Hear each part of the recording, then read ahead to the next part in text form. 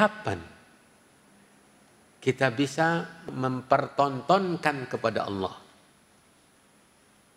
dalam hidup kita menjadi sebagai seorang pembela Rasulullah sallallahu alaihi wasallam. Membelanya dari gangguan-gangguan musuh-musuhnya itu sudah bukan waktunya lagi. Membela Nabi agar tidak disakiti jasadnya, jasmaninya, ya, sebagaimana yang telah didapatkan oleh para sahabat Nabi, dan itu tidak akan mungkin kita dapatkan lagi.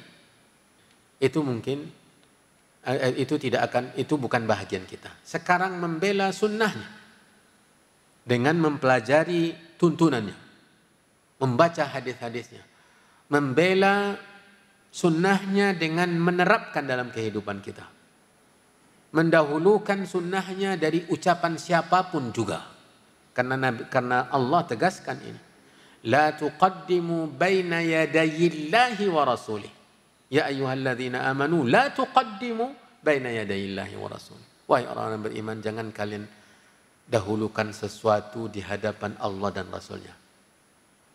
Ini luar biasa. Kalau ada di tengah-tengah kaum muslimin yang masih mendahulukan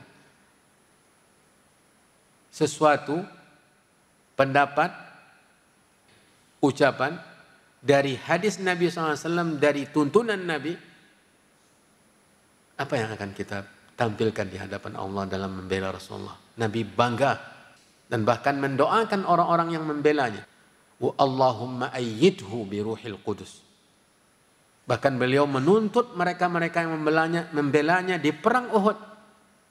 Sampai sekian Ansar syahid di hadapan Nabi SAW.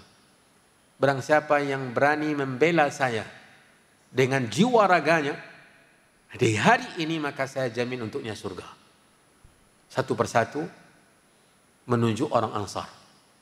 Dan membela Nabi mati-matian. Sampai gugur, syahid di medan perang. Ya.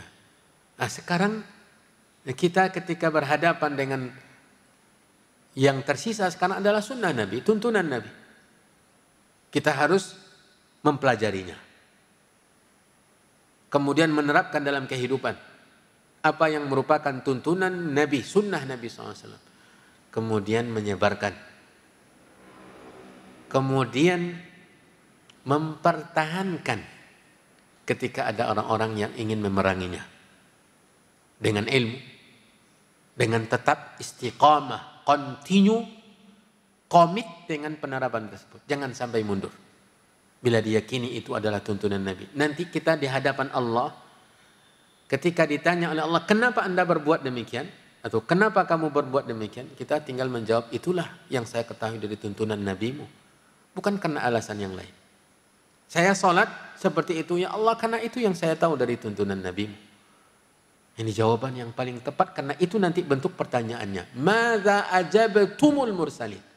Bagaimana kalian menyambut dakwah para rasul? Itu yang ditanya oleh Allah Subhanahu wa taala.